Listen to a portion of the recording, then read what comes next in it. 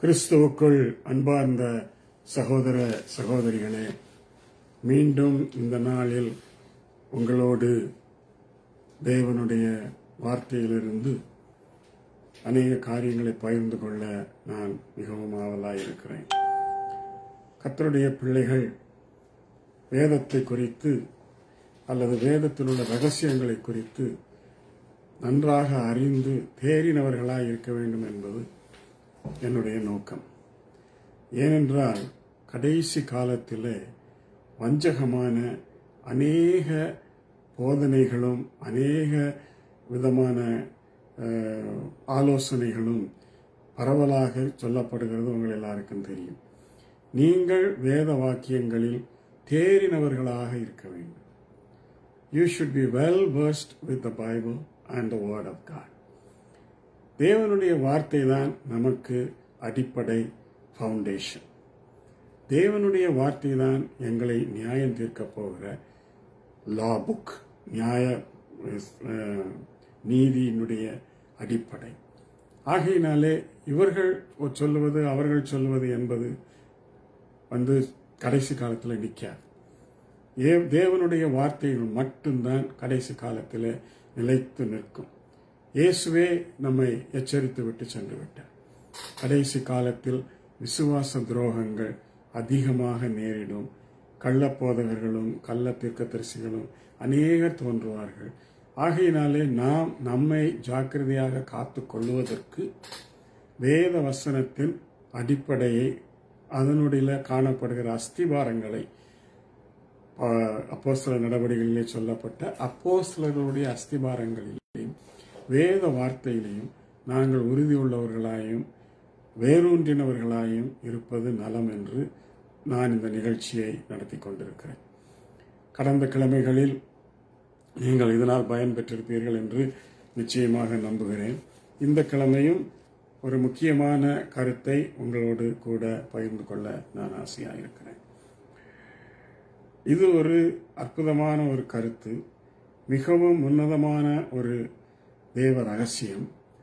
ஆனாலும் இதை குறித்து சரியான விளக்கமும் சரியான அண்டர்ஸ்டாண்டிங்கும் இல்லாதபடியினாலே அநேகர் அதை குழப்பி கொண்டு இருக்கிறார்கள், குழம்பிக் கொண்டும் இருக்கிறார்கள்.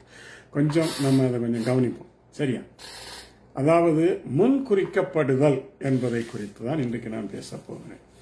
இதற்கு அடிப்படையாக நாம் எடுத்துக்கொள்ளுகிற அந்த வேத வசனம் என்னவென்றால், எபேசியருக்கு எழுதின நிருபம், பவுல் அப்போஸ்தலன் எபேசியருக்கு எழுதின நிருபம் 1ஆம் அதிகாரம். அதிலே தான் நாங்கள் இதை காணுகிறோம். 5ஆம் வசனத்தில் இது நமக்கு தெளிவாக சொல்லப்பட்டிருக்கிறது. 4ஆம் வசனத்திலிருந்து உங்களுக்கு வாசிக்கிறேன். எபேசியர் 1ஆம் அதிகாரம் 4ஆம் வசனம் தொடக்கம். உங்களிடத்தில் வேத புஸ்தகம் இருக்குமானால் என்னோடு கூட தொடர்ந்து கொள்ளுங்கள், சேர்ந்து கொள்ளுங்கள். தமக்கு முன்பாக நாம் அன்பிலே பரிசுத்தம் உள்ளவர்களும் குற்றமில்லாதவர்களுமாய் இருப்பதற்கு அவர் உலகத் தோற்றத்திற்கு முன்னே கிறிஸ்துவுக்குள் நம்மை தெரிந்து கொண்டபடியே பிரியமானவர்களுக்குள் நமக்கு தந்தளின தம்முடைய கிருபையின் மகிமைக்கு புகழ்ச்சியாக தம்முடைய தயவுள்ள சித்தத்தின்படியே இயேசு கிறிஸ்துவின் மூலமாய் தமக்கு சுவீகார புத்திரராகும்படி முன் குறித்திருக்கிறார் என்று சொல்லப்பட்டிருக்கிறார். இதை பொதுவாக ஆங்கிலத்திலே ப்ரீடெஸ்டினேஷன் என்று சொல்லுவார். ப்ரீடெஸ்டைன் அல்லது ப்ரீடெஸ்டினேஷன் என்று சொல்லுவார். தேவன் முன்பாகவே நம்மளை முன்குறித்திருக்கிறார். இது எப்பொழுது ரிஃபர்மேஷன், அதாவது மார்ட்டின் லூத்தர் கொண்டு வந்த ரிஃபர்மேஷனுக்கு 100 ஆண்டுகளுக்கு பிறகு ஜான் கால்வின் என்று சொல்லப்படுகிற இன்னொரு தேவ ஊழியக்காரர் இந்த ப்ரீடெஸ்டினேஷனை அதிகமாக முன்வைத்து அதை ஒரு உபதேசமாகவே கொண்டு வரப்பட்டு விட்டது, சரியா? ஆனால் இந்த முன்குறித்தலை பற்றி சரியான விளக்கம் தரப்படாததினாலே அநேகர் முன்குறித்தல் என்றால் என்ன என்று தெரியாமல் நாங்கள் எல்லாரும் கிறிஸ்துவுக்குள் முன்குறிக்கப்பட்டிருக்கிறோம் என்று எல்லாரும் நமக்கு ஒரு உற்சாகமான செய்தியை சொல்கிறார்கள். ரொம்ப நல்லது, உண்மையாகவே நாங்கள் முன்குறிக்கப்பட்டிருக்கிறோம் தான்.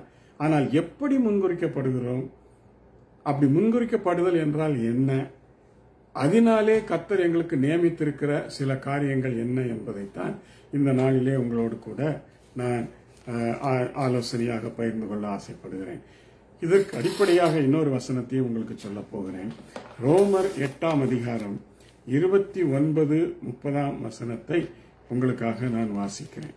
ரோமர் 8ஆம் அதிகாரம் 29-30 வசனங்கள். அன்றியும் அவர் தீர்மானத்தின்படியே அழைக்கப்பட்டவர்களாய் தேவனிடத்தில் அன்பு கூறுகிறவர்களுக்கு சகலமும் நன்மைக்கு ஏதுவாக நடக்கிறது என்று அறிந்திருக்கிறோம்.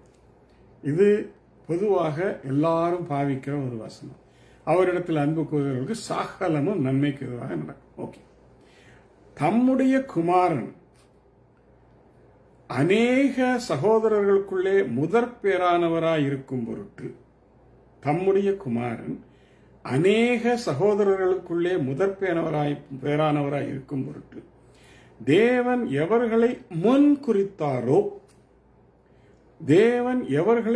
குறித்தாரோ அவர்களை தமது குமாரனுடைய சாயலுக்கு ஒப்பாயிருப்பதற்கு முன் குறித்திருக்கிறார்.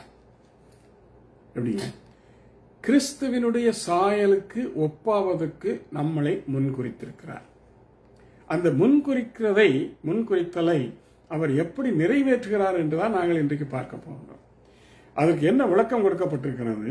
எவர்களை முன்குறித்தாரோ அவர்களை அழைத்தும் இருக்கிறார். கால்ட். எவர்களை அழைத்தாரோ அவர்களை நீதிமான்களாக்கியும் இருக்கிறார்.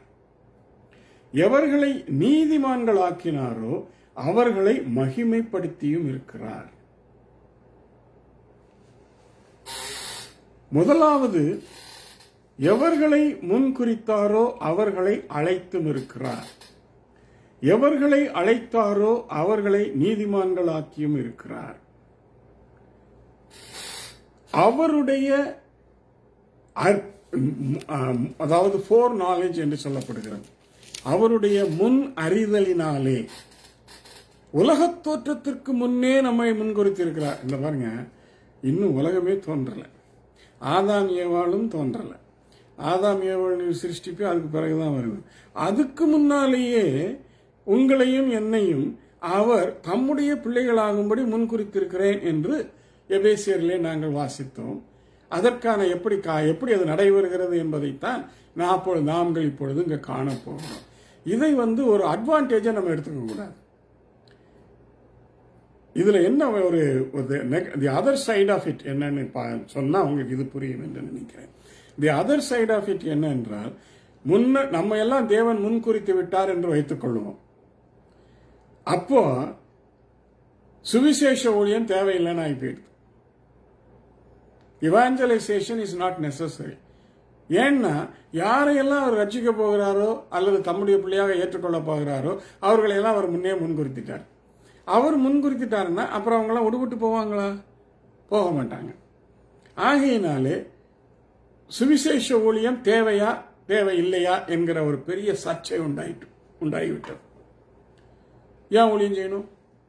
அவருக்கு தான் எல்லாம் தெரியுமே, அவர் எங்களை முன்குறிச்சிட்டார்ல, அதனால நம்ம ஊழியம் செய்ய தேவையில்லை, நம்ம சுவிசேஷ ஊழியம் செய்ய தேவையில்லை, யாருக்கும் போய் என்னத்தையும் பிரசங்கிக்க தேவையில்லை, சுவிசேஷத்தை அறிவிக்க வேண்டிய தேவையில்லை, ஏன்னா எல்லாரையும் முன்குறிச்சிட்டார். இது வேறொரு வார்த்தையிலே நம்மை சொல்ல வேண்டுமானால் இது ஃபேட்ங்கிற கேட்டகரியில வந்துருது. முன்குறிக்கிறது ஃபேட் கிடையாது. அதாவது இந்துக்கள் ஃபேட் என்று சொல்லுவார்கள், விதி என்று சொல்லுவார்கள். எல்லாம் அவர் செய்யறதுதான், அவரை மீறி ஒன்று நடக்காது. அவர் எதெல்லாம் சொல்லி நியமிச்சு வச்சிருக்காரோ அதெல்லாம் நடக்கும், அது நடந்து கொண்டே இருக்கும். அதுக்கு அர்த்தம் அது இல்லைங்க. இதுக்கு என்ன ஃபவுண்டேஷன் என்ன என்று சொன்னால், அதை ஆங்கிலத்தில் வாசிக்கிறேன், அப்பொழுதுதான் அதனுடைய சரியான அஸ்திபாரமான அந்த வார்த்தை உங்களுக்கு விளங்கும். ரோமர் 8ஆம் அதிகாரம் 29ஆம் வசனத்தை உங்களுக்கு நான் ஆங்கிலத்திலே வாசித்து அதை நான் விளக்கித்தர விரும்புகிறேன். என்ன சொல்ல என்று பாருங்கள். And we know that all things work together for good to them that love God and to them who are called நல்லா கவனிங்க, called according to his purpose, for whom he did foreknew, முன்பு அறிந்தவர், அறிந்திருக்கிறபடியினாலே he also did predestinate them to be conformed to the image of his son, and that he might be the firstborn among many brethren. Moreover, whom did he predestinate, then he also called. To whom he called, them also he justified. And whom he justified, them also he glorified. First comes foreknowledge of Jesus, of God. உலகத் தோற்றத்திற்கு முன்பாகவே, நம்ம ஆதியிலிருந்து போவோமா, ஆதாமையும் ஏவாளையும் Eden தோட்டத்தில் உருவாக்குவதற்கு முன்பே, சிருஷ்டிப்பதற்கு முன்பே ஆதாமும் ஏவாளும் பாவத்திலே விழுவார்கள் என்று முதலாவது அவருக்கு தெரிந்திருக்க வேண்டும். அப்படி தெரிந்திருக்கலன்னா நம்மளையும் எங்க முன்குறிக்கணும்? கொஞ்சம் யோசிப்பாங்க. So God knew that Adam and Eve is going to fall into sin. பாவத்திலே அவர்கள் விழப்போகிறார்கள் என்று அவருக்கு தெரியும். அப்ப ஏன் தடுக்கல? இது வேற ஒரு காரியம், வேற ஒரு பிரச்சனை. அதுக்குள்ள இப்ப நம்ம போக வேண்டும். நடந்ததை பேஸ் பண்ணி நம்ம இப்ப வேற ஒரு காரியத்துக்குள்ள போவோம். God knew that Adam and Eve is going to fall. அவங்க ரெண்டு பேரும் கீழே பாவத்தில் விழமாட்டாங்கன்னு ஆண்டவர் நினைச்சிருந்தாலோ அல்லது ஆண்டவருக்கு தெரியாம இருந்திருந்தாலோ உங்களையும் என்னையும் அவர் முன்குறிக்க வேண்டிய அவசியம் இல்லை. யாரையுமே முன்குறிக்க வேண்டிய அவசியம் இல்லை. உலக தோற்றத்திற்கு முன்னேவாது அப்படின்னா என்ன அர்த்தம்? உலக தோற்றத்திற்கு இன்னுமே உலகம் தோன்றல, ஆதாம் எவ்வளவு இன்னும் சிருஷ்டிக்கவே இல்லை, ஆனாலும் அவங்க விழுந்துருவாங்க அப்படின்னு ஆண்டவருக்கு தெரியும். ஃபோர் நாலேஜ், the foreknowledge பாருங்க of God is the greatest character, greatest quality, greatest thing which only our Lord and God has. இந்த உலகத்தில் உள்ள எந்த கடவுளையும் என்ன மாதிரி சொல்றாங்களே, ஒருவருக்கும் ஃபோர் நாலேஜ்ங்கிறதே கிடையாதுங்க. ஃபோர் நாலேஜ், முன்பே அறிகிறவர், வருங்காலத்தை முன்பே அறிகிறவர், என்ன நடக்கும் என்பதை முன்பே அறிகிறவர். அப்படி அறிகிறதினாலே தான் தீர்க்க தரிசனங்கள் வேதாகமத்தில் மட்டும்தான் குறிக்கப்பட்டிருக்கிறது. வேற எந்த மத புஸ்தகங்களிலும் தீர்க்க தரிசனம் கிடையாது. ஏன்? None of the gods anybody follows, either Muslim or Hindu or Sikh or Buddha or anybody,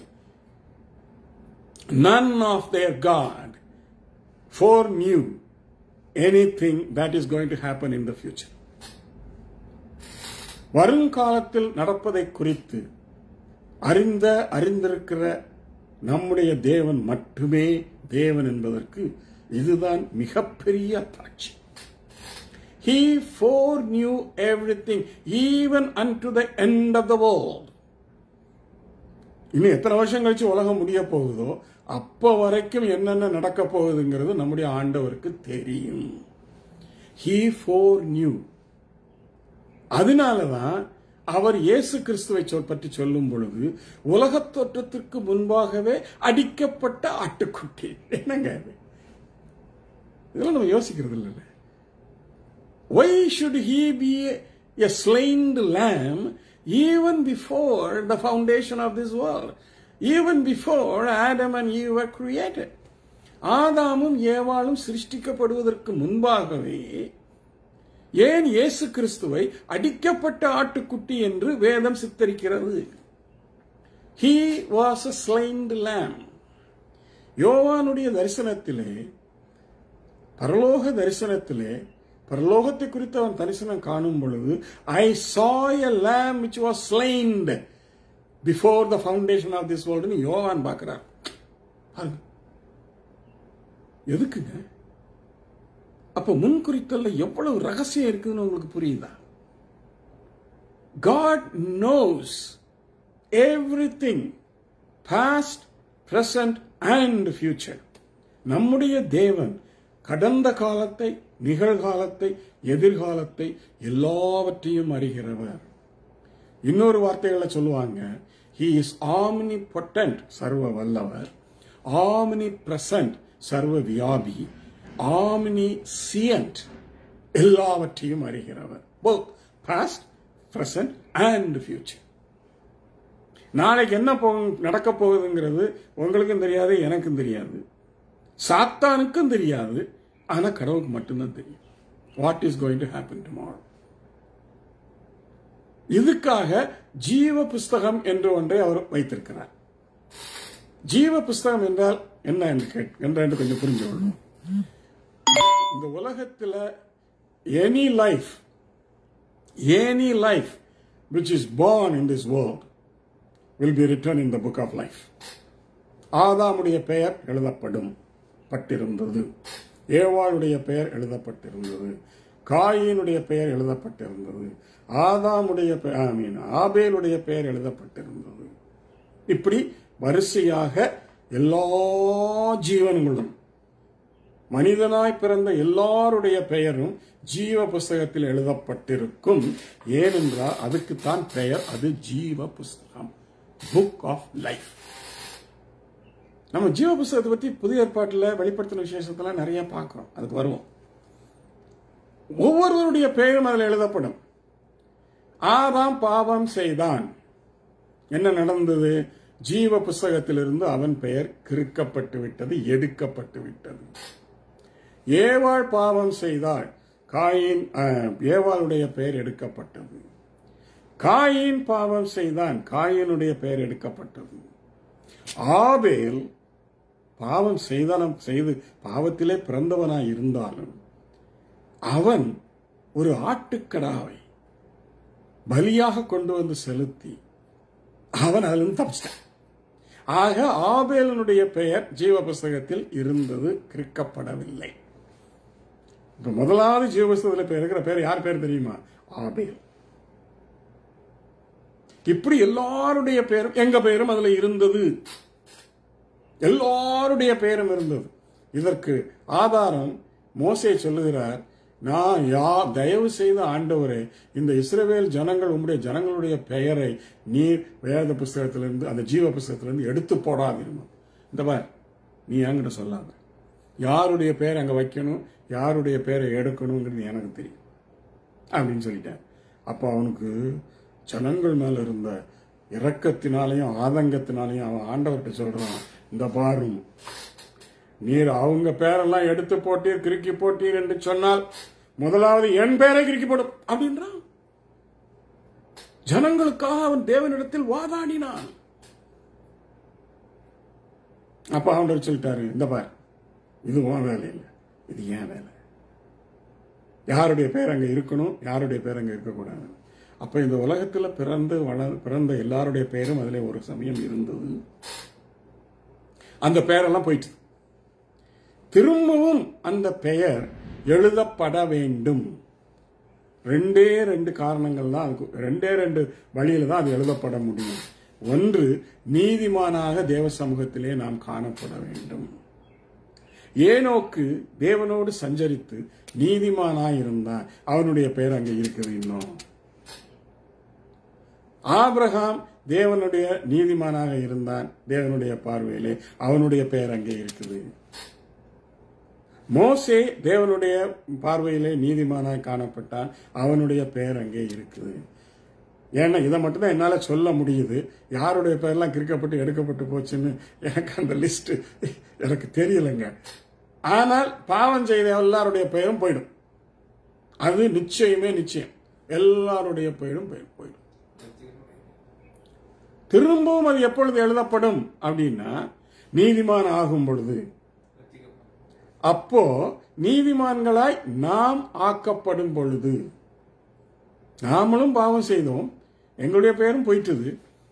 ஆனால் இயேசு கிறிஸ்து தம்முடைய கல்வாரி இரத்தத்தினாலே எங்களை மீட்டுக் கொண்டு அவர் மேல் நாங்கள் வைத்த விசுவாசத்தினாலே ரட்சிக்கப்படும் பொழுது எங்களுடைய பெயர்களை திரும்பவும் அதிலே எழுதுகிறார். He rewrites it. வெளிப்படுத்தின விசேஷம் 20ஆம் அதிகாரம் 19ஆம் வசனம் கடைசி வசனத்தில் நீங்க பார்த்தீங்கன்னா, ஜீவ புஸ்தகத்தில் பெயர் எழுதப்பட்டவனாக காணப்படாதவன் எவனோ என்றுதான் இருக்கிறது. அதாவது எழுதப்பட்டிருந்தது, அப்புறம் காணாம போயிடுச்சு. திரும்ப எழுதப்பட்டிருக்கிறதா என்கிறதா இப்ப பேச்சு. இயேசு கிறிஸ்து அதற்காகத்தான் நம்ம வழியை உண்டாக்கி வைத்திருக்கிறார். அவர் மேல் வைக்கிற விசுவாசத்தினாலே நாம் ரட்சிப்படைகிறதுனாலே நம்முடைய பெயர் திரும்பவும் அதிலே இடம்பெறுகிறது. நம்ம பேர் எழுதியாச்சுன்னா அதுக்குத்தான் இயேசு கிறிஸ்து சொன்னார், இது பிசாசு ஓடுறது, ஜனங்கள் சுகமாகிறது, இதெல்லாம் குறித்து நீங்க ரொம்ப மகிழ்ச்சி அடையாதீங்க. உங்கள் பெயர் ஜீவ புஸ்தகத்தில் இருக்கிறதா, எழுதப்பட்டிருக்கிறதா என்பதை நீங்கள் உறுதிப்படுத்திக் கொள்ளுங்கள் என்று இயேசு. அதுக்காக சந்தோஷப்படுங்கள், மகிழ்ச்சியா இருங்கள் என்று சொல்றார். அப்ப அது எவ்வளவு முக்கியம் என்பதை அவர் அங்கே குறிப்பிடுகிறதை நாம் பார்க்கிறோம். நம்ம சும்மா கர்த்தரங்களை முன்குறிச்சிட்டாரு. அதனால இதுல எல்லாருக்கும் என்னன்னா இன்னொரு ஒரு பொதுவான ஒரு காரியத்தை எல்லாரும் யோசிச்சுக்கொள்றாங்க. என்னன்னா, நம்ம கிறிஸ்தவரானா நம்ம பேர் அதுல இருக்கும். இருக்காதுங்க. தயவு செய்து ஏமாந்து போயிடாதீங்க. நீங்க கிறிஸ்தவங்க இருப்பதனால உங்க பேர் அங்க இருக்காது. நீங்க எப்ப ரட்சிக்கப்படுறீங்களோ, எப்ப நீதிமான்களாக்கப்படுறீங்களோ அப்பதான் உங்க பேர் அங்க வரும். அது வரைக்கும் அது வராது. அப்போ நாங்கெல்லாம் கிறிஸ்தவங்களா இருந்து ஒரு பிரயோஜனம் இல்லையா? இல்ல, அதைத்தான் இப்ப வளர்க்க போறோம். அதுல என்ன சொல்லப்பட்டிருக்கிறது பாருங்க. ரோமர் 8:29-30 எவர்களை முன் அறிந்தாரோ, இதை கொஞ்சம் சொன்னா ரொம்ப இன்ட்ரெஸ்டிங்கா இருக்கும். இப்ப நீங்க பிறக்கிறீங்க. நீங்க பிறக்கும் போது ஆண்டவருக்கு அது தெரியும். இதுக்கு அநேக வசனங்களை நான் ஆதாரமாக தர முடியும். என்னுடைய தாயின் கற்பத்தில் நான் உருவாவதற்கு முன்னவே நீர் என்னை தெரிந்திருக்கிறீர். தாவீது சொல்றான், எரேமியா சொல்றான், ஏசாயா சொல்றான். என்னுடைய தாயின் கற்பத்தில் நீங்கள் உருவாவதற்கு முன்னமே கர்த்தர் உங்களை அறிவார். உங்களுடைய ஆத்மா தேவனிடத்திலிருந்து வருகிறது. அது என்னைக்கு வந்துச்சோ அன்னைக்கு கர்த்தருக்கு தெரியும். நீங்க இந்த உலகத்துல காலடி வைத்த உடனே உங்களுடைய பெயர் ஜீவ புஸ்தகத்தில் எழுதப்பட்டாயிற்று. பட்டுக்கிட்டே வரும். ஆனால் நீங்கள் பாவிகள் ஆகும் பொழுது உங்க பெயர் போயிடும். இதுதாங்க பிரச்சனை. அப்ப என்ன செய்யணும்? இயேசு கிறிஸ்து தான் ஒரே வழி. நிறைய வசனங்கள் இருக்கு, உங்களுக்கு தெரியும் நினைக்கிறேன். நாம் எல்லாரும் தாயின் கர்ப்பத்தில் உருவாவதற்கு முன்னே நம்முடைய ஆண்டவர் அறிவாருங்க. மற்றவங்க எப்படின்னு எனக்கு தெரியாது, சொல்லவும் தெரியாது. நம்முடைய ஆண்டவர் நம்மை நன்றாக அறிவார்.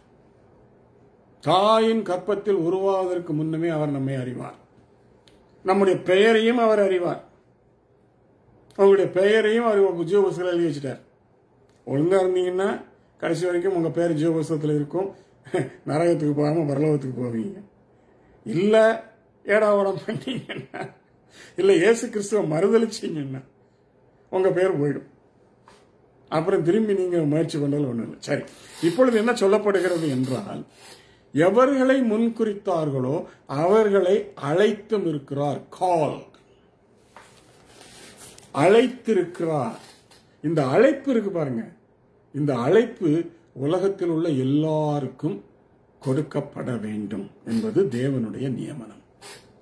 அந்த அழைப்பை எல்லாருக்கும் கொடுக்க வேண்டும் என்பதற்காகத்தான் சுவிசேஷ ஊழியத்தை செய்யுங்கள் என்று இயேசு கட்டளையிட்டு பூமியின் கடைசி பரியந்தம் சகல ஜாதிகளுக்கும் போய் சுவிசேஷத்தை பிரசங்கியுங்கள் என்று சொன்னார்.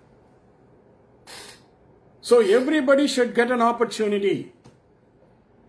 உலகத்தில் தோன்றின எல்லா மனிதர்களுக்கும் ஒரு தருணம் கொடுக்கப்பட வேண்டும். இல்லாவிட்டால் தேவன் பட்சபாதம் உள்ளவராகி விடுவார். அவர் பட்சபாதம் உள்ளவர் அல்ல என்றும் வேதம் சொல்லுகிறது. அவர் பட்சபாதம் உள்ளவர் அல்ல. இயேசு கிறிஸ்து அதையே தான் மனதிலே வைத்து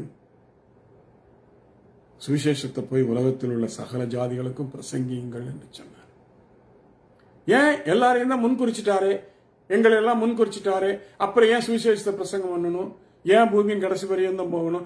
இப்படி சிலர் நினைத்து கொண்டு சுவிசேஷ ஊழியத்தை அசட்டை பண்ணினவர்களும் உண்டு. தேவையில்லை என்று சொல்லி தங்களை தாங்களே சமாதானம் சொல்லிக் கொண்டு அதை வேண்டாம் என்று ஒதுக்கினவர்களும் உண்டு. இது ஒரு பெரிய சர்ச்சையாகவே சபைகளுக்குள் எழுந்தது. ஏன் பிரசங்கிக்க வேண்டும்? தேவன் தான் எல்லாரையும் முன்குறித்து விட்டாரே, அப்ப அவர்களை எல்லாம் அவர் கொண்டு வந்து விடுவார் தானே, அவர்களை எல்லாம் அவர் ரட்சித்துக் கொள்வார் தானே? நோ நோ, எல்லாருக்கும் அழைப்பு கொடுக்கப்பட வேண்டும். இதுக்கு 2 வசனத்தை நான் உங்களுக்கு தர ஆசைப்படுகிறேன். யோவான் 3:16, John 3:16. எல்லாரும் கண்ணை முடிக்கிட்டு சொல்லுவாங்க.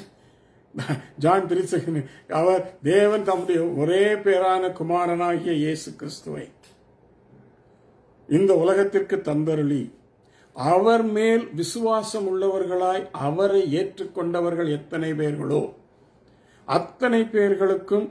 அத்தனை பேர்களும் நித்திய ஜீவனை அடையும்படி அவர்கள் மேல் அன்பு கூர்ந்து குமாரனை அனுப்பினார். எல்லாரும் ரட்சிக்கப்படணுங்கிறது அவருடைய ஆசைங்க. He doesn't want anybody to be lost. இதை பேதுரு என்ன சொல்கிறார்? 1 பேதுரு 3:9 அவர் என்ன சொல்கிறார் என்றால், தாமதிக்கிறார் என்று எண்ணுகிறபடி சில கர்த்தர் தம்முடைய வருகையை தாமதிக்காமல் எல்லாரும் மனம் திரும்பி ரட்சிக்கப்பட வேண்டும் என்பதற்காக தம்முடைய வருகையை அவர் தள்ளி போட்டுக் கொண்டிருக்கிறார் என்று பேதுரு சொல்கிறார். So God wants everybody to be saved. அதற்காகத்தான் இயேசுவை எல்லாருக்கும் பொதுவாக அனுப்பி கல்வாரியிலே ரத்தம் சிந்த வைத்து உலக ரட்சகராக எல்லாருக்கும் அவர் அனுப்பினார். அவரை அசட்டை பண்ணினவர்கள் அதை இழந்து போவார்கள். So கால்ங்கிறதுக்கு அர்த்தம் இதுதான். எல்லாருக்கும் அழைப்பு கொடுக்கப்பட வேண்டும் என்பது தேவ நியமனம். அதை இயேசு கிறிஸ்துவும் தெளிவாக சீஷர்களுக்கு சொல்லி சகல ஜாதிகளுக்கும் போய் சுவிசேஷத்தை பிரசங்கியுங்கள் என்று சொல்லிட்டார். Give everybody a chance. Tell them about me. Why I died on the cross. Why I shed the blood for them. அப்படின்ற எல்லாத்தையுமே சொல்லுங்க. ஆனா நம்ம முன்குறித்தோ விட்டோ கரிக்கப்பட்டு விட்டோம் என்று நினைத்துக் கொண்டு நாங்க யார்கிட்டையும் சுவிசேஷம் சொல்ல வேண்டிய அவசியம் இல்லை என்று எங்களையே நாங்கள் சமாதானம் பண்ணி கொண்டிருந்தா நல்ல ஞாபகத்தில் வச்சுக்கோங்க, you are all selfish people. நான் மட்டும் பரலோகமானா போதும், மற்றவர்கள் யாரும் எனக்கு தேவையில்லை, கர்த்தர் என்ன நல்ல கிருபையா என்னை ரட்சித்துட்டாரு, என்னை கொண்டு போயிட்டாரு, இந்த பாருங்க அப்படி நினைச்சு கொண்டு இருக்காதீங்க. That's a dangerous move. சரி, அதிலே அந்த வசனத்திலே அடுத்த பகுதியை பாருங்க. யாரையெல்லாம் அவர் அழைத்தாரோ அவர்களை தெரிந்து கொண்டும் இருக்கிறார். Whomsoever he called, he chose. அவர்களிலே சிலரை தெரிந்து கொண்டார்.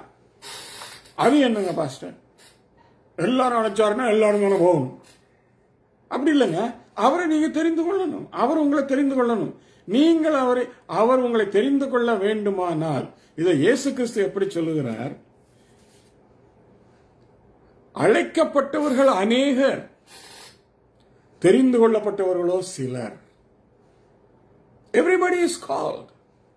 அழைக்கப்பட்டவர்கள் அநேகர், தெரிந்து கொள்ளப்பட்டவர்களோ சிலர். அப்ப அழைக்கப்பட்டவர்களிலிருந்து தெரிந்து கொள்ளப்படுவதற்கு what is the thing which we have to do? அது எங்களுடைய பங்கு. அழைப்பு தேவனுடைய பங்கு. சுவிசேஷத்தை பிரசங்கிக்க வேண்டியது ஊழியக்காரருடைய பங்கு. அதை ஏற்றுக்கொண்டு அவருடைய எலெக்ஷன் தெரிந்து கொள்வதற்கு நாங்கள் அதாவது தெரிந்து கொள்வதற்கு ஏதுவாகிறதற்கு எங்களுடைய பங்கு. அழைக்கப்பட்டவர்கள் அநேகர், தெரிந்து கொள்ளப்பட்டவர்களோ சிலர். இயேசு சொன்னார், அழைக்கப்பட்டவர்கள் எல்லாரையும் அவர் தெரிந்து கொள்றதில்லை. அப்ப யாரை தெரிந்து கொள்வார்? யாரெல்லாம் அவருடைய அழைப்புக்கு respond பண்ணுகிறார்களோ. Who are all going to respond to his call? நம்ம உலக பிரகாரமாகவே பார்த்தா இன்விடேஷன் நீங்க 1000 பேருக்கு அனுப்புறீங்க, 200 பேர் தான் ஷோ அப் பண்றாங்க. அப்படின்னா என்ன அர்த்தம்? மிச்சம் 800 பேர் நீங்க அழைச்ச அழைப்ப அவங்க நிராகரிச்சிட்டாங்க. They didn't care about it. இதே தாங்க நம்முடைய வாழ்க்கையில் இயேசு கிறிஸ்துவினிடத்திலிருந்து ஒரு அழைப்பு வரும் பொழுது அந்த அழைப்புக்கு நாங்கள் எங்களை சமர்ப்பிக்க வேண்டும். இதுல மனுஷனுடைய பங்கும் இருக்கிறது என்பதை நான் உங்களுக்கு அதிகமாக கற்றுத்தர வேண்டும் என்பதற்காகத்தான் இதை திரும்ப திரும்ப சொல்லுகிறேன். Don't think that God will save everybody whom He has called and who has chosen. No. We have to repent. அவருடைய அழைப்பின் சத்தத்தை கேட்டு மனம் திரும்பி அவரை இரட்சகராக நாங்கள் ஏற்றுக்கொண்டால் தான் நாங்கள் தெரிந்து கொள்ளப்படுவோம். We will be chosen. இதெல்லாம் ஆண்டவருக்கு தெரியுங்க. I told you. He knows everything. He has that foreknowledge. அப்புறம் தெரிந்து கொள்ளப்பட்ட பிறகு அவர்களை நீதிமான்களாக்கினார் என்று. முதல்ல நமக்கு அழைப்பு வந்தது. இப்ப என்னையே எடுத்து நான் ஒரு சாட்சியாக சொல்றேன். எனக்கு அழைப்பு வந்தபோது அந்த அழைப்பை நான் ஏற்றுக்கொண்டேன். ஆமாண்டவரே, நான் பாவி என்று மனம் திரும்பினேன். ஓகே, கம் டு மீ அப்படின்னு ஆண்டவர் சொல்லிட்டார். அதுக்கு அவர் என்னெல்லாம் வார்த்தைகள் சொல்லியிருக்கிறார்? வருத்தப்பட்டு பாரம் சுமக்கிறவர்களே நீங்கள் எல்லாரும் என்னிடத்தில் வாருங்கள். ஏன் எல்லாரும் தான் பாரம் சுமக்கிறாங்க? அதுக்காக எல்லாருக்கும் அது இது உண்டா? எல்லாருக்கும் அது எல்லாரும் அதுல வந்து ஒத்துக்கொள்றாங்களா? இல்லையே. என்னிடத்தில் வாருங்கள், நான் உங்களுக்கு இளைப்பாறுதல் தருவேன். We have to respond. The responding is our responsibility. அந்த ரெஸ்பான்ஸ் வந்து நம்முடைய ரெஸ்பான்சிபிலிட்டி. உங்களுக்கு புரிகிறது என்று நினைக்கிறேன். Responding is our responsibility. If you don't respond, you don't get it. If you don't accept his invitation, you cannot be participating in the salvation. அவர் மேல் விசுவாசம் வைத்து, அவருடைய நாமத்தின் மேல் விசுவாசம் வைத்து அவரை ஏற்றுக்கொண்டவர்கள் எத்தனை பேர்களோ அத்தனை பேர்களும் அவருடைய பிள்ளைகளாகும்படி அவர்களுக்கு மட்டும்தான் அதிகாரம் கொடுத்தார். அழைக்கப்பட்ட எல்லாருக்கும் கொடுக்கலங்க. யார் ரெஸ்பாண்ட் பண்ணுவாங்கங்கிறதும் இதுதாங்க ரொம்ப அற்புதமான ஒரு ரகசியம். யாரு ரெஸ்பாண்ட் பண்ணுவாங்கங்கிறதும் அவருக்கு தெரியும். இப்ப என்ன எடுத்துக்கிட்டா, நான் ரெஸ்பாண்ட் பண்ணுவேன் அப்படிங்கறது ஆண்டவருக்கு தெரியும். இவனுக்கு அழைப்பு போகும் பொழுது இவன் ரெஸ்பாண்ட் பண்ணுவான். He knows that. And that is why he said, okay. சரி, அதுக்கு இன்னொரு ஸ்டெப் இருக்கு. நான் அதுக்கு ரெஸ்பாண்ட் பண்ணிட்டேன். ரெஸ்பாண்ட் பண்ணின பிறகு நீதிமானாக்கப்பட்டேன். I was justified. இங்கே பாக்குறீங்க, அவர்களை நீதிமான்கள் ஆக்கியும் இருக்கிறார். நீதிமான்கள் ஆக்கியும் இருக்கிறார். ரோமர் 5:1 சொல்லப்படுகிறது. நாங்கள் விசுவாசத்தினாலே இயேசு கிறிஸ்துவின் மூலமாய் பாவ மன்னிப்பு பெற்றதினாலே நீதிமான்கள் ஆக்கப்படுகிறோம்.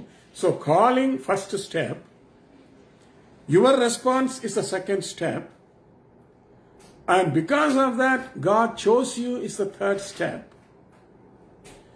Because God chose you and you accepted the Lord as Jesus Christ as your personal Savior, you have been made righteous. உங்களை நீதிமான்களாக்கி விட்டார். அதுவும் ஆண்டவருக்கு தெரியும். நீங்கள் நீதிமான்களாக்கப்படுவீர்கள் என்றும் தெரியும். நீதிமான்கள் ஆக்கப்படுவது எப்படி? இயேசு கிறிஸ்துவின் மேல் விசுவாசம் வைத்து ரட்சிக்கப்படும் பொழுது. தெளிவாக ரோமரிலே அவர் எழுதியிருக்கிறார். நல்லா கவனிச்சுக்கோங்க. தெளிவா நம்ம விளங்கிக் கொள்ளணும். You have to understand this. சும்மா கத்திரங்களை முன் குறிச்சிட்டாரு, அதனால எல்லாம் ஓகே, எல்லாம் திஸ் தட்.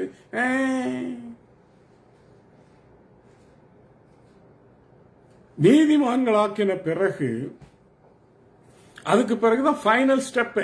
அதுக்கு பிறகு இன்னொரு ஸ்டெப், அதுக்கு பிறகுதான் ஃபைனல் ஸ்டெப். அதுக்கு பிறகு இன்னொரு ஸ்டெப் என்னன்னா, நம்மளை மகிமைப்படுத்தியும் இருக்கிறார்.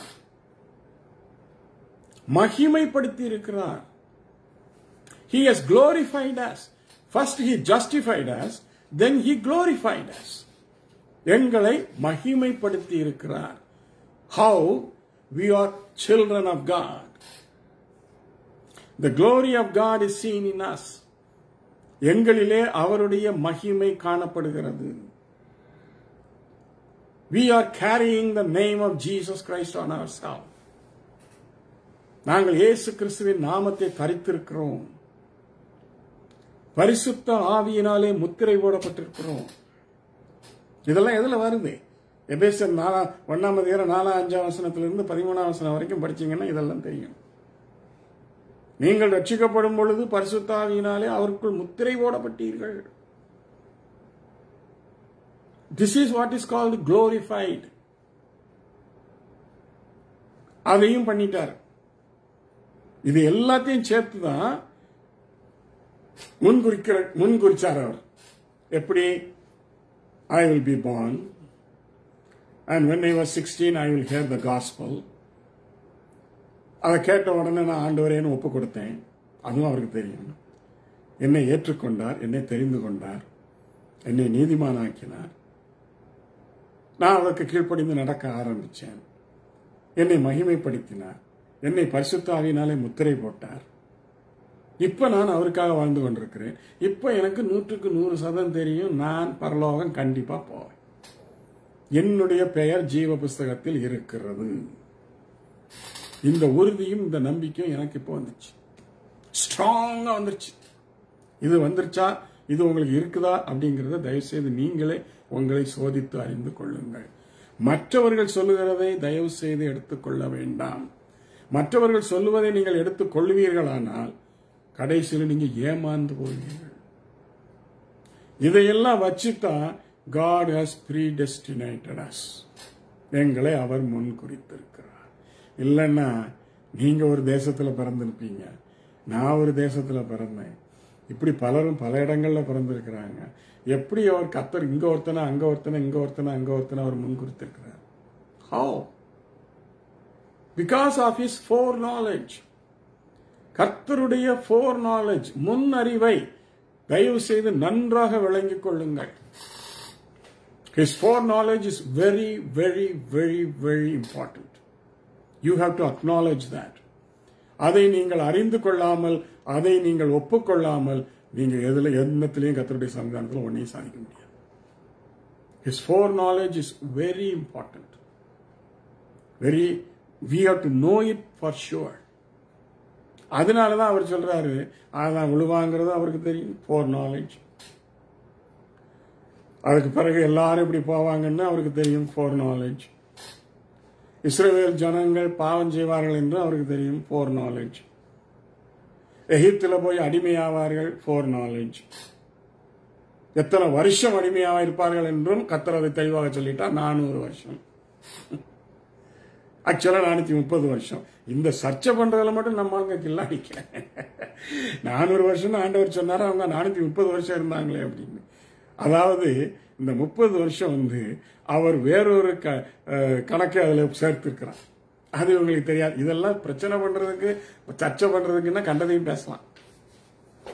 தீர்க்க தரிசனங்கள் எப்படி சொல்லப்படுகிறது, எப்படி கூறப்படுகிறது? foreknowledge of God. தேவனால் அவருடைய foreknowledgeனால் வருகிற தீர்க்க தரிசனங்கள் நிச்சயமாக நிறைவேறும். ஏன்? அவர் அறிவார். அவர் அதை நிறைவேற்றுவதற்கு அவர் பொறுப்பு. All these prophecies come by and from the foreknowledge of Jesus, of God. 700 வருஷங்கள் கழித்து நடக்க போகிறதை தீர்க்கதரிசிகள் சொல்கிறார்கள் என்றால் அதுக்கு என்ன அர்த்தம்? ஆண்டவருடைய foreknowledgeல 700 வருஷத்துக்கு பிறகு என்ன நடக்குங்கிறது அவருக்கு தெரியும். இப்ப ஏசாயா தீர்க்கன் இயேசு கிறிஸ்து ஒரு கன்னியின் வயிற்றிலே பிறப்பார் என்று 700 வருஷங்களுக்கு முன்பாக சொல்லுகிறார். எதுக்கு? எப்படி? because of God's foreknowledge. தாவீது 1600 வருஷத்துக்கு முன்னால சொல்றான், அவரை பற்றி தீர்க்க தரிசனம் நிறைய சொல்றான். 22ஆம் சங்கீதத்தை பாடினான், 24ஆம் சங்கீதத்தை பாடினான். என் தேவனே என் தேவனே ஏன் என்னை கைவிட்டீர்னு பாடினான். How? Is it because David has the capacity to prophesy? No. It's the foreknowledge of God. எல்லா தீர்க்க தரிசனங்களும் இயேசு கிறிஸ்துவை பற்றி சொல்ல தீர்க்க தரிசனங்கள் எல்லாம் ஒன்றும் குறையாமல் நிறைவேறினதற்கு காரணம் என்ன? foreknowledge of God. இந்த பாருங்க, நீங்க பண்ற கள்ளத்தனமும் அவருக்கு தெரியும். அதையும் அவருடைய foreknowledgeல he knows. அவர்கிட்ட ஒன்னும் மறைக்க முடியாது. அவருடைய கண்கள் உலகமெங்கும் பார்த்து கொண்டிருக்குது. ஒன்னையும் அவர்கிட்ட மறைக்க முடியாது, தப்பிச்சு போகவும் முடியாது. புதுசா ரட்சிக்கப்பட்ட ஒருத்தர் ஒரு சாட்சி கொடுத்தாரு. அவர் ஒரு நாள் அவர் பயங்கரமான பாவத்துல எல்லாம் இருந்தவரான். அதனால அவர் சாட்சி கொடுக்கும் போது சொன்னார், இந்த பாருங்க, அவர் சாட்சியில இருந்து சொல்றத நான் ஒரு பகுதியை மட்டும் சொல்றேன். அவர் ஒரு நாள் அழுது கதறி ஆண்ட மனம் திரும்பி ஜெபிச்சு கொண்டிருந்த பொழுது கர்த்தர் ஒரு சினிமா ஸ்கிரீன் மாதிரி காமிச்சான். அதுல இவன் பண்ணின எல்லா திருட்டுத்தனம், கள்ளத்தனம், கேவலமான செயல்கள், பாவ செயல்கள் எல்லாம் அப்படியே ஓடுதாங்க, சினிமா ஓடுற மாதிரி. ஐயையோ ஐயையோ ஆண்டவரேன்னு இவன் கதறி கதறி கதறி அழுதானா.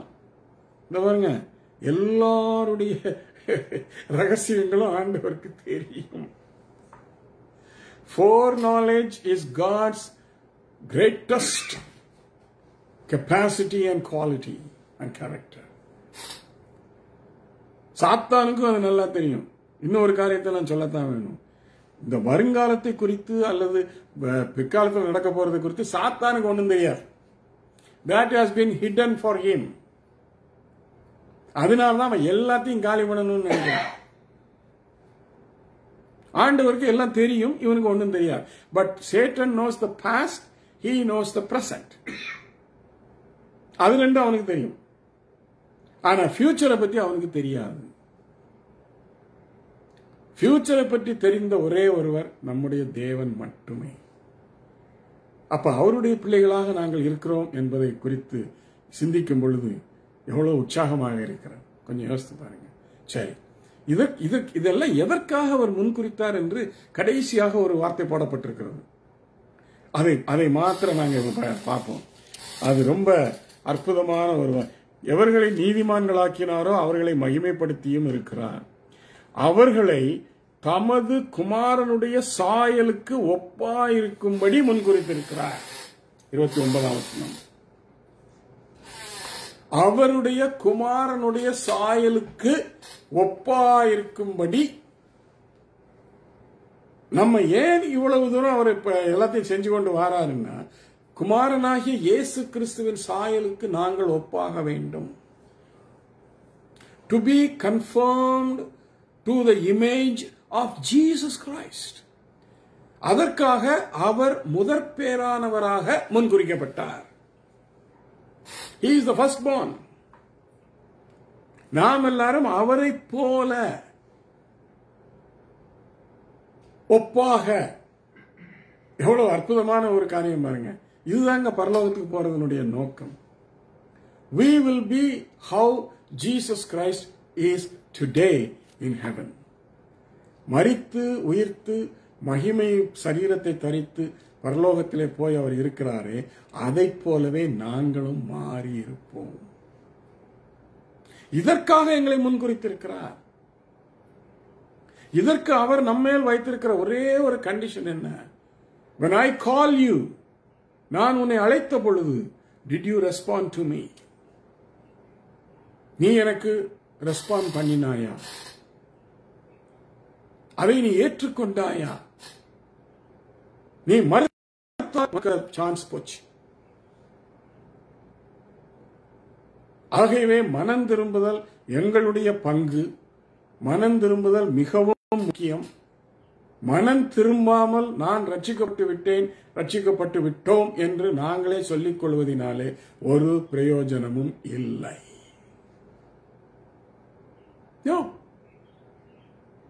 That is the first step God wants us to do. எல்லாரும் மனம் திரும்ப வேண்டும் என்று அவர் நீடிய பொறுமையுள்ளவராயிருக்கிறார். வருத்தப்பட்டு பாரம் சுமக்கிறவர்களை என்னிடத்தில் வாருங்கள், நான் உங்களுக்கு இளைப்பாறுதல் தருவேன். வந்தாதான் இளைப்பாறுதல் தர முடியும். அப்ப முன்குறிக்கப்படுறதுக்கு யுவர் பங்கு, உங்களுடைய பார்ட் ஒன்று இருக்கிறது. Responding to the call of God. Call will be given to everyone, but the response is your part. அதை நீங்கள் செய்யும் பொழுது அவர் உங்களை நீதிமான்களாக்குகிறார், மகிமைப்படுத்துகிறார், குமாரனுடைய சாயலுக்கு ஒப்பாக உங்களை மாற்றுகிறார். இதுக்கு பேர் தான் ப்ரீடெஸ்டினேஷன். ப்ரீடெஸ்டினேஷன் கர்த்தர் ஏற்கனவே நியமித்துட்டாரு. அதாவது இந்து சமயத்தில் சொல்ற மாதிரி எவ்ரிதிங் இஸ் விதி, எல்லாம் விதியின்படி தான் நடக்கும். நோ வே, விதிக்கு சம்பந்தம் கிடையாது. This is not called fate. இது ஃபேட் கிடையாது. கர்த்தர் நியமித்தது நடக்கும். சரி, இப்ப முன்குறிக்கப்பட்ட சிலரை மட்டும் நம்ம சாட்சியாக எடுத்து அவருடைய சாட்சியை நாம் கொஞ்சம் கவனிச்சுட்டு முடித்துக் கொள்வோம். Paul. God knows who Paul was, who Paul is, and who Paul will be. அவருக்கு தெரியும். கடந்த காலத்தில் பவுல் எப்படி இருப்பான், நிகழ்காலத்தில் எப்படி இருக்கிறான், வருங்காலத்தில் எப்படி இருப்பான் என்று ஆண்டவர் பவுலை பற்றி அறிந்ததினாலே அவனை ஓட ஓட விட்டு மரியாதையா வாடான்ட்டார். He was predestinated, he was called, he was chosen, and he was made a servant of God. The best example for predestination. இதுக்கு பேர் தான் முன்குறிக்கப்படுதல். முன்குறிக்கப்பட்டவர்களை கர்த்தர் விட மாட்டார். அதை ஞாபகத்தில் வச்சுக்கோங்க. இப்ப நீங்க ரட்சிக்கப்பட்டிருப்பீங்க, ஆனா நீங்க பின்வாங்கி போவீங்க, இல்லாட்டி வேற ஏதாவது குழப்படிகள்லாம் பண்ணுவீங்க. கர்த்தர் உங்களை விட மாட்டார். உங்களை முட்டி முட்டியா தட்டி கொண்டு நிறுத்திடுவார். எங்கடா ஓடுற? ஐ நோ யூ ஆர் மைன். நீ என்னுடையவன் என்று எனக்கு தெரியும், அதனால உன்னை விட மாட்டேன். அங்குதான் கர்த்தர் எங்களை கைவிடாத தேவன் என்பது உறுதியாகிறது. அவர் எங்களை விட்டு விலகுவதும் இல்லை, எங்களை கைவிடுவதும் இல்லை. என்றால் எப்பொழுது நீ அவருடைய அழைப்பை ஏற்றுக்கொண்டு அவருடைய பிள்ளையாக மாறி நீதிமான் ஆக்கப்பட்டு கர்த்தருடைய பிள்ளையாக அவருடைய குடும்பத்திலே நீ ஒருவனாக மாறிவிட்ட பிறகு அவர் உன்னை கைவிடவே மாட்டார். நீ ஓடிப்பார், முட்டி முட்டியா தட்டி கொண்டு வந்துருவார். அப்பதான் அவர் உன்னை கைவிட மாட்டார். நாங்கெல்லாம் கோவிலுக்கு போறோம், கர்த்தர் எங்களை கைவிட மாட்டார். இந்த பாருங்க, உங்களுக்கு அவருக்கு சம்மந்தம் கிடையாது. சும்மா நீங்களா ஒண்ணு நினைச்சுக்காதீங்க, கெஸ் படிக்காதீங்க. எப்ப அவர் கைவிட மாட்டார்? பழைய ஏற்பாட்டில் மோசேயின் காலத்தில் அவருடைய கற்பனைகளுக்கு நீ கீழ்ப்படிந்து நடந்தால் உன்னை விட்டு விலகுவதும் இல்லை, உன்னை கைவிடுவதும் இல்லை என்று சொன்னார். புதிய ஏற்பாட்டில் இயேசு கிறிஸ்துவுக்கு பிறகு நீ அவரை ஏற்றுக்கொண்டு ரட்சிக்கப்பட்டு முன்குறிக்கப்பட்டவனாய் நீ மாறின பிறகு அவர் உன்னை கைவிட மாட்டார். அப்பதான் அவர் உன்னை கைவிட மாட்டார், ஒரு காலம் கைவிட மாட்டார். Because he has chosen you. உன்னை அவர் தெரிந்து கொண்டிருக்கிறார், உன்னை விட மாட்டார். என்ன உன்னை இவ்வளவு கஷ்டப்பட்டு உன்னை தெரிஞ்சுக்கொண்டு உன்னை விடுறதுக்கா? No. You have responded to the call of God. You have accepted Jesus Christ as your personal Savior. You have been made righteous. God will not let you down. He will never leave you nor forsake you. உன்னை அவர் கைவிடவும் மாட்டார், உன்னை விட்டு விலகவும் மாட்டார். அப்பதான் சும்மா நம்மளே நினைச்சு கொண்டு இருந்தா, நம்மளே ஒரு இஷ்டத்துக்கு கனவு கண்டுட்டு இருந்தாலும் நடக்காது. சரி, இன்னொரு காரியத்தை பார்ப்போம்.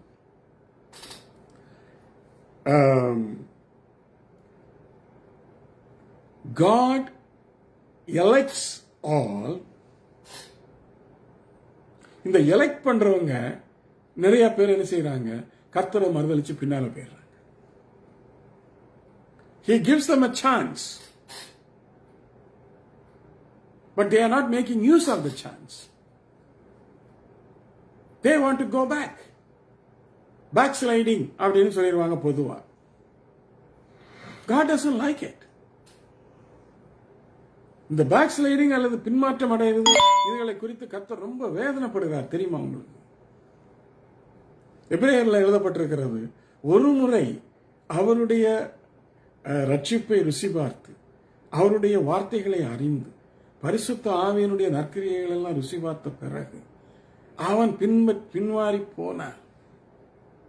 அவனை மீண்டும் கொண்டு வருவது மிகவும் கடினம் என்று சொல்லி பவுல் எபிரேயர் 4ஆம் அதிகாரத்தில் எழுதுகிறார். எவ்வளவு வேதனைப்பட்டு எழுதுகிறார் தெரியுமா? இதுக்காகவா இயேசு உனக்காக மரித்தார்? இதற்காகவா இயேசு உனக்கு ரத்தம் சிந்தினார்? உன் இஷ்டத்திற்கு வாழ்வதற்காக அவர் இப்படி எல்லாம் செய்கிறார். நீ அவருக்காக வாழ வேண்டும். இப்படிப்பட்ட முன்குறிக்கப்பட்டவனாக நீ உன்னை கருதி கொள்ளும் பொழுது நீ அவனுக்காக எப்படி வாழ வேண்டும் என்று கொஞ்சமாவது சிந்தித்து பார்க்கிறாயா? How you should live for Jesus. நான் அவருக்காக வாழ்வேன் என்று நீ தீர்மானம் எடுத்தையே. What happened to that decision? When something goes wrong, you go away from Jesus. He doesn't like it. இஸ்ரவேலர்கள் அப்படியாக பின்வாங்கி போனதினாலே அவர் எவ்வளவு வேதனைப்பட்டார் என்று வேதத்திலே நாங்கள் படிக்கிறோம். He was so upset. அவர்களுக்கு நான் என்னெல்லாம் செய்தேன் எல்லாவற்றையும் மறந்து போனார்கள். என்னை சோதித்தார்கள், எனக்கு கோபம் ஊட்டினார்கள். வேதனையில் அவர் சொல்றார், தயவு செய்து ஆண்டவரை வேதனைப்படுத்தாதீங்க. முன்குறிக்கப்பட்டிருக்கிறேன் என்று சொல்லி அதை ஒரு சாதகமாக மிளகுவாக நீங்கள் பயன்படுத்திக் கொண்டு அதை தவறாக நீங்கள் எடுத்துக்கொள்ளக் கூடாது என்பதற்காகத்தான் இதை சொல்லிக் கொண்டிருக்கிறேன். அவர் ரொம்ப வருத்தப்படுவாங்க, வேதனைப்படுவார்.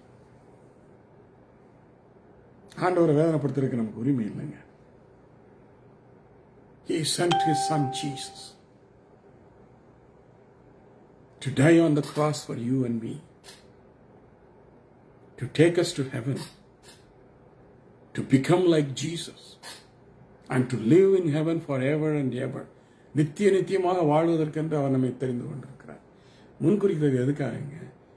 உங்களை நித்திய வாழ்வுகளை கொண்டு போறதுக்கு. இயேசு மாதிரி, இயேசு எப்படி அவருடைய குமாரன் என்பதை அவர் எவ்வளவு ஆழமாக அவர் நமக்கு கற்றுத்தருகிறார். அப்ப அதை நாங்கள் பெற்றுக்கொள்ள வேண்டாம். It's okay, I can live anybody any way I like. No, you cannot live in any way you like. You have to live the way Jesus likes you to live. God likes you to live. அதுக்காக தான் அவர் முன் குறிச்சிருக்கிறார். அவரை வேதனைப்படுத்த வேண்டாம். அது ரொம்ப தவறா போய் முடிஞ்சிடும். உங்கள் பெயர் ஜீவ புஸ்தகத்தில் எழுதப்பட்டிருக்கிறது என்பதை உறுதிப்படுத்திக் கொள்ளுங்கள். அவரை உங்களுக்கு முன் குறித்திருக்கிறார் என்பதை உறுதிப்படுத்திக் கொள்ளுங்கள். அவருடைய சாயலிலே உங்களை மாற்றுவதற்காக உங்களை தெரிந்து கொண்டார் என்பதை உறுதிப்படுத்திக் கொள்ளுங்கள். You will be like Jesus. எப்படி இருக்கும் பாருங்க, கொஞ்சம் யோசித்து பாருங்க. அவருக்கு கொடுக்கப்பட்ட எல்லா ஆசீர்வாதங்களும் நம்பி எல்லா காரியங்களும் நமக்கும் கிடைக்கும். We will become a member of God's family forever and forever. நித்திய ஜீவனுக்குள் பிரவேசிப்போம். அன்பான சகோதர சகோதரிகளே, முன்குறித்தல் என்பது ஒரு ஆழமான சத்தியம். அதை அறிந்து கொள்வது கொஞ்சம் கடினமாகத்தான் இருக்கும். முடிந்த அளவு நான் உங்களுக்கு விளக்கித்தர பிரயாசப்பட்டேன். ஆகையினாலே தயவு செய்து அசட்டை பண்ணாதீங்க. முன்குறித்தலை கொடுத்து கர்த்தரங்கள் எல்லாம் முன்குறிச்சிட்டாரு அதனால எவ்ரிதிங் இஸ் ஓகே. நோ, அதுக்கு நிறைய இருக்கு. அசட்டை பண்ணாதீங்க. கர்த்தர் அதை விரும்புவதில்லை. நீங்கள் முன்குறிக்கப்பட்டவர்களாக இருக்கிறோம் என்பதை உறுதிப்படுத்திக் கொண்டு அவருக்கென்று வாழ உங்களை ஒப்புக்கொடுங்கள். ஒரு சிறிய ஜெபம் செய்வோம்.